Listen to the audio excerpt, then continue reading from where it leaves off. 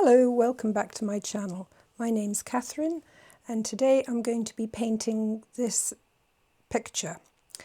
It's called Mount Mania. It's very close to where I live here in Northland, New Zealand. And I've speeded up the film and I'll just do a talk over. So I drew out the picture with a pencil line. You can see it very faint there. And I'm looking at the sky now with a very light wash. There's basically two shapes in this painting, the sky and the ground, and within the ground is the mountain. So it's quite simple in that respect. I wanted to keep the sky very light and not busy because the main focus, the emphasis, is on the mountain shape.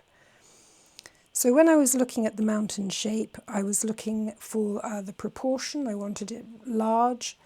I didn't want its peak to be in the middle, so I slightly offset it.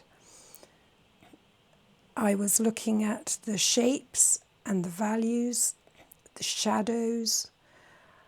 So that was all going on when I was drawing it. And you can see that I'm putting in some shadows now.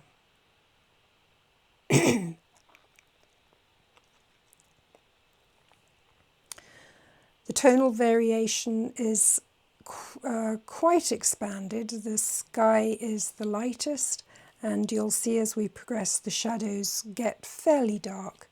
So it's quite bright and cheerful, and the colours too were bright and cheerful. I wanted to do a sort of an expressionistic, easy painting. So these and the colours I will list in the description below. But it's basically some blues which are Cobalt Blue, Ultramarine Blue, Cerulean Blue, and then raw Sienna and some Umbers. And I think we get into some green, which will be a Viridian Cadmium yellow wash. So watercolour painting is really about transparency. And so I'm keeping all my washes transparent. The dark patch at the bottom, I dropped some colour into it and I'm just letting the watercolour do its thing.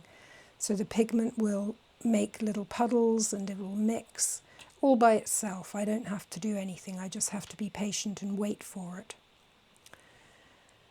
So rather than mix too much on the palette, I do like to drop in colours on wet areas.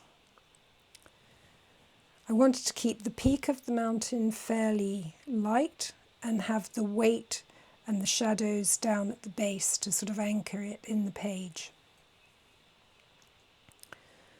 Watercolour is also about layering, and I am layering here. I'm layering over wet washes, although it was drying fairly quickly. But each time I layer, I use a little bit more thicker pigment, more pigment in the water, so it gets a little bit juicier. And I'm using my brush here to draw some of the striations of the rock to give you that rock feel. So I've worked all over the page. I have pretty much covered the whole paper with a wash. I've left some highlights in the white.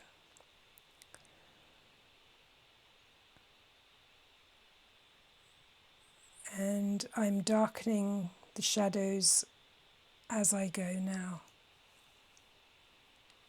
So I want the pigments and the watercolour to work freely. I don't want to go back in and push the paint around too much so that it has that freshness when it's dried. So we've talked about the emphasis and the proportion, the shapes, the shape of the mountain, that's important, and the shapes within the mountain shape, they're also important. I'm putting a few in now. The values, as I've said, I wanted to keep the top of the mountain fairly light. I'm doing a little bit of drawing. And the base heavier. And the colour gives emotion. It can set the tone and the mood, as can value. But I was using siennas, and I did use some cadmium yellow, so for the sort of sunshine. And because I'm using cadmium yellow, I have made a sort of a purple, which is the opposite, a complementary colour to the cadmium yellows and the siennas. So that's a little bit of nice complementary colour going on there.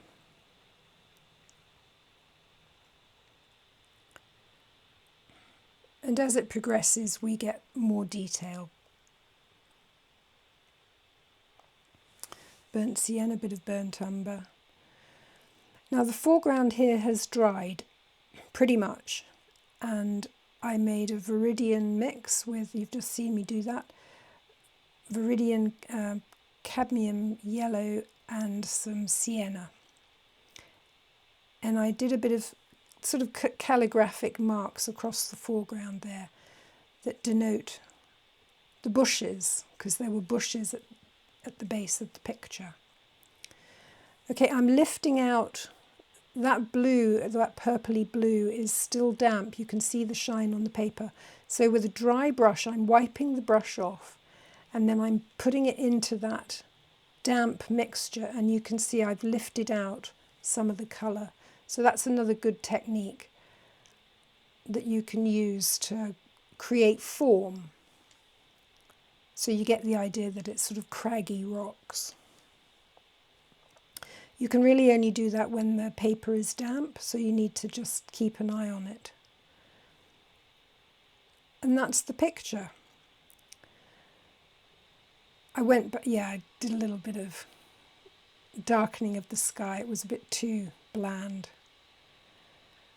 But I hope you enjoyed this presentation.